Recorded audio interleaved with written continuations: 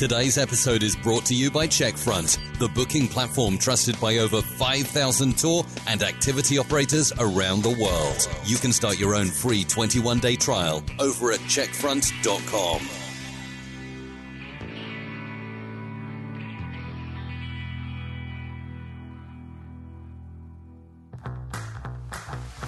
Welcome to the Tourpreneur Podcast. Travel industry veteran Shane Whaley will take you on a journey with fellow tourpreneurs, sharing their tips, ideas, insights, and success stories to inspire you to make your tour business the best it can be. And now, please welcome your host, Shane.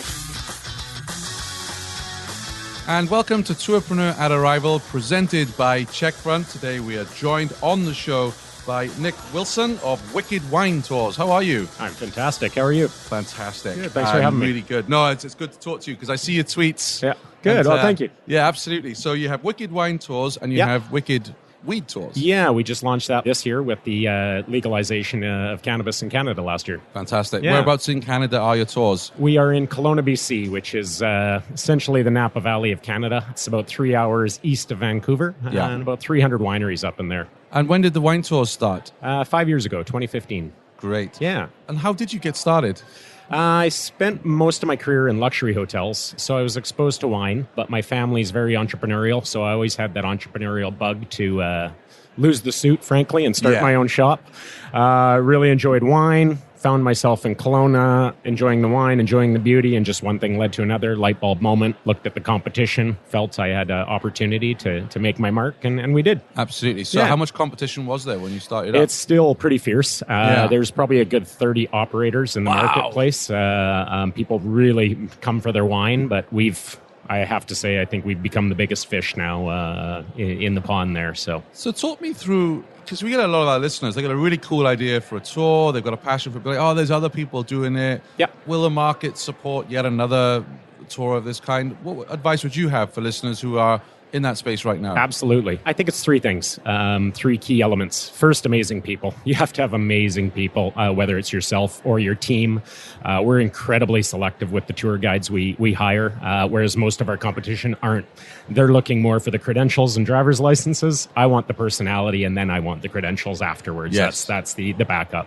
Branding is key to stand out in a crowded marketplace. We were very careful with our branding and consistent. And consistency, execution. There's a reason luxury hotels nail it because they execute every single time. So I'm fortunate that I had that experience that we can execute on our tours. And where did the name Wicked come from? When I decided to start the company and I was coming up with the name, I knew the name was incredibly important for the brand. I wanted it short. I wanted it memorable. I wanted it to be punchy.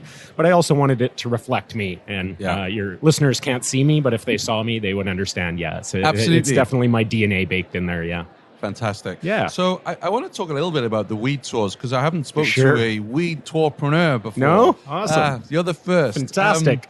So how does that work in terms of, I'm not up to date with the legislation in your part of the world, but how does that look for you? Yeah, so our cannabis tours are similar to wine. There's no consumption in the vehicles, much like we don't consume wine.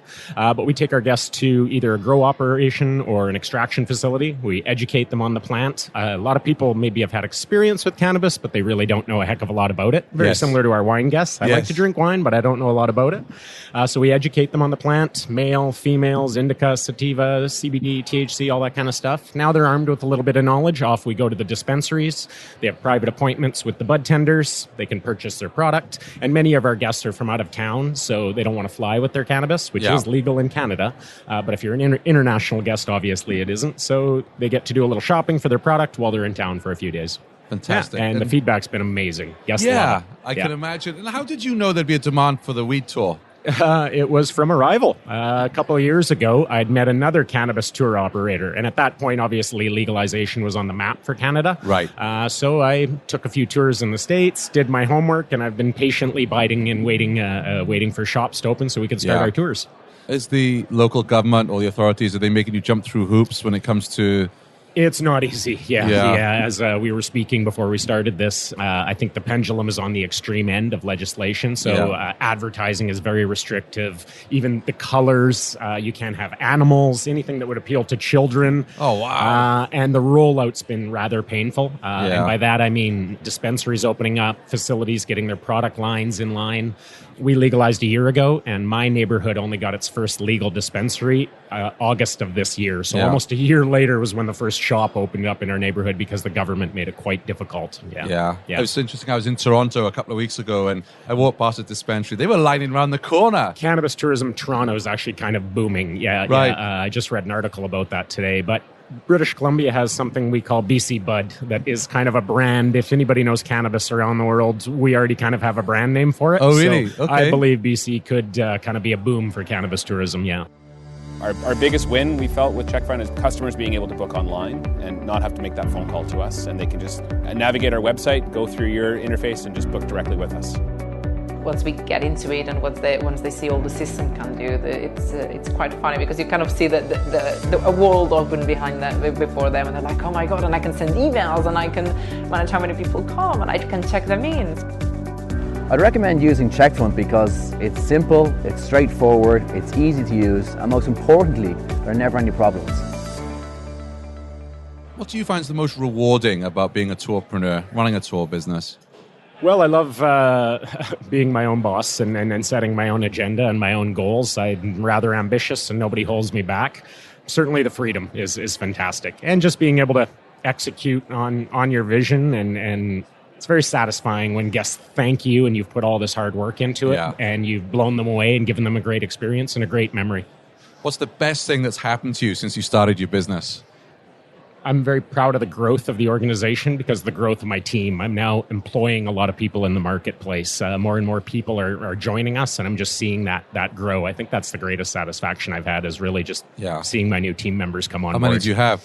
We're up to 6 this year, but next year we're going to be growing pretty expansively, so I'm guessing around 10 to 15, actually. Fantastic. Yeah.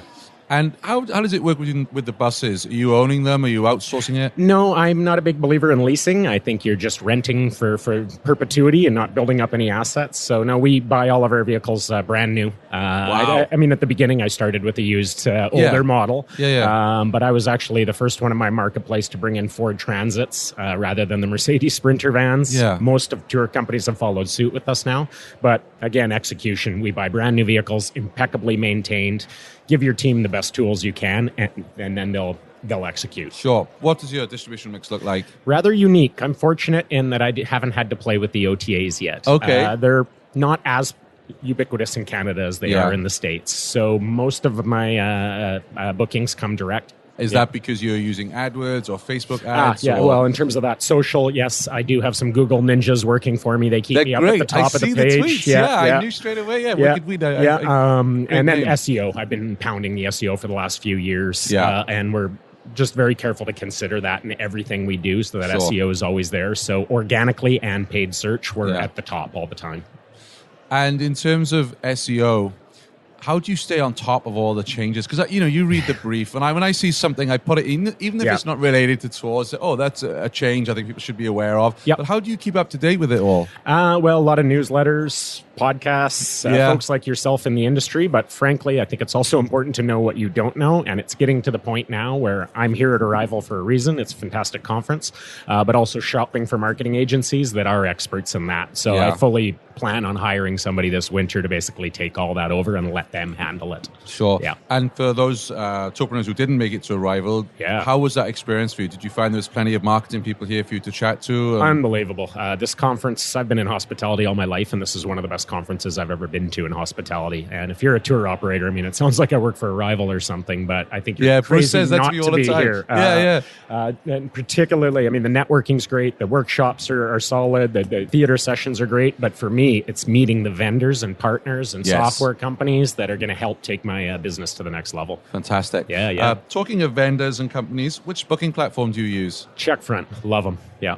What is it about them that you love? Partly, frankly, pricing model. I don't believe in a commissionable model for software. I'm buying a product to solve my problem. As I grow my business, they shouldn't get a bigger slice of the pie, in my humble opinion. So they have a flat pricing structure, and they fairly vehemently believe in that as well. Yeah. Secondly, they're Canadian. They're in my province. Yes. And most other platforms aren't.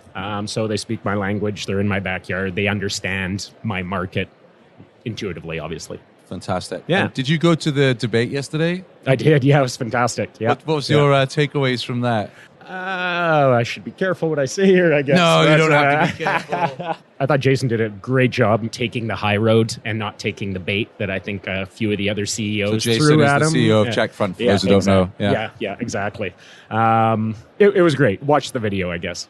Is what I'd say to your listeners. It's worth it. Yeah, hopefully we will be airing the session on a future. Culture starts at the top, and I thought that was very obvious with those CEOs. I thought you got a sense of what kind of branding and what their salespeople are like based on the culture of those people up there. Yeah, and what's interesting is you say that, but we were talking to someone earlier on today on the show, and they said, we are, I'm going to name it, we're a Fair Harbor customer. We love working with Fair Harbor. Yep. What we saw on the stage yesterday did not represent my experience with my Fair Harbor account management and the salespeople, which I thought was really telling. Yeah, actually, and I've heard that a few times. My experience with a couple of those companies, their salespeople just don't take no for an answer, and I've started blocking some of their numbers because they just keep calling me and calling me. And, it's one thing to say, no, thank you. But if you keep persisting and just don't accept the no, you're going to turn that person off and make them anti you in the long run is kind of my opinion. Yeah. But it was interesting debate. It was spirited. It was a lot.